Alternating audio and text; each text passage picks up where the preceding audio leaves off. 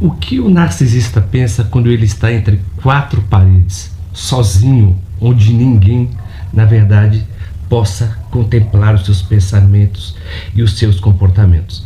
Se vocês quiserem saber sobre o tema de hoje, o que os narcisistas pensam quando estão sozinhos, espere o sinal da vinheta.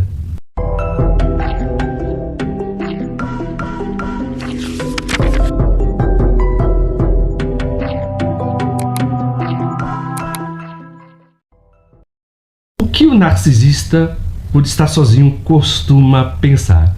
O interessante que se vermos a etimologia da palavra narcisismo, né, ele vem, por exemplo, do grego narquisos, que é narcótico. Então, uma pessoa, por exemplo, que se entorpece constantemente com um determinado produto químico, ela sempre faz isso, na verdade, para fugir da realidade. Então, quando o narcisista ele está sozinho, ele usa essa solidão como um terreno fértil para o seu auto-engano. Então, esse auto-narcisismo vai alimentar essa fantasia, ou seja, ele sempre usa, na verdade, dessas pseudo-qualidades que ele tem para ele poder se vangloriar. Por que ele faz isso, na verdade?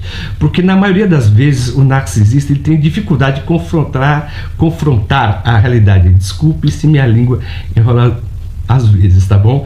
Então, o narcisista ele tem dificuldade de confrontar a realidade, tá? E isso, na verdade, aumenta a sua vulnerabilidade na solidão. Então, por exemplo, ele sempre começa a fantasiar o tipo de pessoa que ele gostaria de ser, né? Por exemplo, ele tenta colar uma imagem como se fosse algo, mas só que ele sabe que ele não é. Então, ele tenta se convencer constantemente, na verdade, na sua solidão, quando ele está sozinho. Por quê? Ele faz isso para não confrontar a sua fraqueza e a sua debilidade. Então, por isso que quando ele está sozinho, ele procura constantemente nutrir os seus pensamentos e as suas fantasias para se auto-engrandecer, criando uma autoimagem que é totalmente montada, porque não corresponde a ele. O narcisista ele tem uma falta de self muito grande, ele não tem personalidade, ele é um ser mimetizador. Então, tudo que ele faz, na verdade, compreende, né, o que ele aprendeu vendo as outras pessoas, porque ele é um leitor de comportamentos. Então ele faz isso, na verdade, como uma espécie de impregnar algo ao seu ser. Então, por exemplo, quando ele se engana, ele está mantendo essa ilusão de que ele é perfeito, porque ele tem medo de se sentir vulnerável. Ele se sente, mas só que ele tem um pensamento de, sabe, assim, por exemplo, ele coloca uma carapaça que ele é um ser tão bom, tão maravilhoso, e que as pessoas na maioria das vezes não compreendem, tá bom? Ele faz isso para não poder olhar a realidade, porque na verdade ele não quer ver a realidade, ele não consegue ver. Tudo que ele vê, na maioria das vezes, é o que ele sente e é o que ele pensa sobre as outras pessoas que andam ao redor dele, porque ele tem o costume de ver as pessoas como uma extensão dele. Os outros são uma extensão dele, da qual cada uma tem algumas funções. Então ele usa essas pessoas de acordo com os seus interesses. Então ele descarta. Então é por isso que ele tem esse senso, tá, de superioridade. Isso eu estou falando dentro do espectro de transtorno de personalidade narcisista, tá bom? Então, por exemplo, ele tem uma dificuldade muito grande em se confrontar com a realidade. Nossa, essa frase ultimamente está demorando para ser, eu acho que é a idade, tá bom? Então, por exemplo, o narcisista ele tem um problema de ver a realidade, na verdade, né? Então, por exemplo, por isso que ele sempre tem uma relação tóxica com as pessoas. Interessante, porque você tem que, para poder você decifrar o narcisista, você tem que olhar, na verdade, não o que ele fala, mas o comportamento dele, tá bom?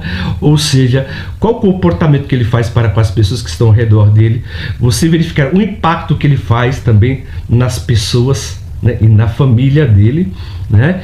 E como você deve se proteger. Por quê? Porque o narcisista, eu tenho até um vídeo aqui que fala, né, os 7 pensamentos que os narcisistas costumam ter quando estão sozinhos. Nesse vídeo, tá, que vocês podem ver e procurar aí, fala de uma natureza muito mais detalhada, tá bom? Então, continuando aqui, tá, com o termo, ele sempre, na verdade, ele vai usar esse auto-engano, porque ele sempre cola o tipo de imagem que ele quer ser. Então ele fala bem assim: as pessoas não me entendem porque eu sou bom, as pessoas não me entendem porque eu sou inteligente, as pessoas não me entendem que eu sou humilde, as pessoas não entendem que eu sou um ser que se doa, as pessoas não me compreendem porque eu sou um ser amável, as pessoas não me entendem que eu sou um ser, na verdade, totalmente inteligente, superior às pessoas. Então, por que as pessoas, na verdade, não gostam de mim? Porque essas pessoas têm inveja, tá? Então, ele sempre, na verdade, ele alimenta essa percepção que as pessoas têm inveja dele. Interessante que a palavra inveja vem de invidere, não ver. Então, o narcisista, ele nunca se vê como invejoso. Ele se vê, na verdade, de uma pessoa que é invejada pelos outros. Os outros o perseguem porque desejam ser igual a ele. Então, o comportamento do narcisista religioso você percebe da maneira como é que ele fala com seus familiares, com seus inimigos, por exemplo, ou no trabalho, o impacto que ele causa nos seus irmãos, na sua mãe, né? E também da mãe para o filho, porque a mãe, quando ela é muito manipuladora, ela sempre tenta mostrar uma imagem daquilo que ela gostaria de ser. Ela quer mostrar ao outro, tá, o que ela é, mas só que ela esconde a sua essência. Ela quer mostrar aos outros que os outros possam ver sobre ela e comentem, tá, sobre ela. Então, por isso que famílias, na maioria das vezes que tem narcisistas, né, na maioria delas são todas desfragmentadas, porque a mãe vai usar um irmão contra o outro, um irmão também pode usar o pai contra um outro irmão ou como a outra irmã, tá bom? Então, por exemplo, para o narcisista manter essa ilusão de que ele sempre é uma pessoa amável, adorável, indecifrável, incompreensível, né, pelas pessoas que estão ao redor, porque ele costuma fazer isso, ele vai usar das seguintes armadilhas que vocês têm que prestar muita atenção.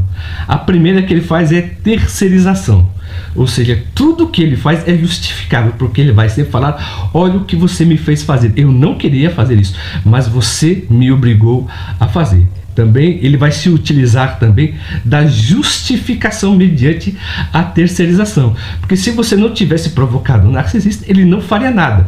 Então ele está falando que ele é uma pessoa boa e tudo que ele faz, na verdade, todo tipo de comportamento e atitude que ele faz é sempre justificado pelo outro. É por isso que o narcisista nunca pede desculpas, tá, pelo mal que eles fazem com os seus amigos, com seus familiares e no seu ambiente de trabalho também.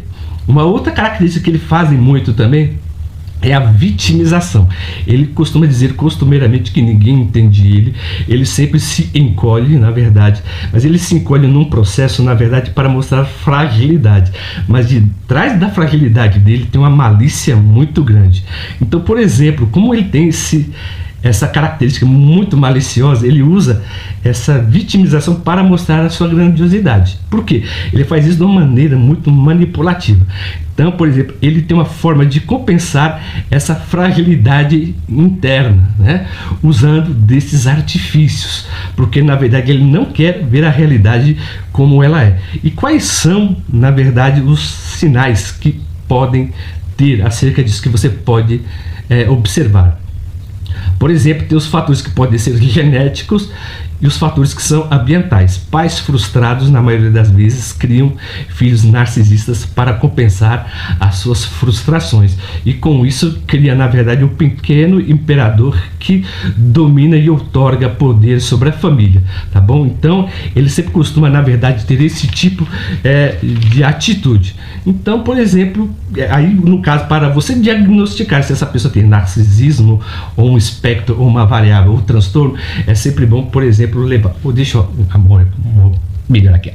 Tá tortinho aqui. Isso.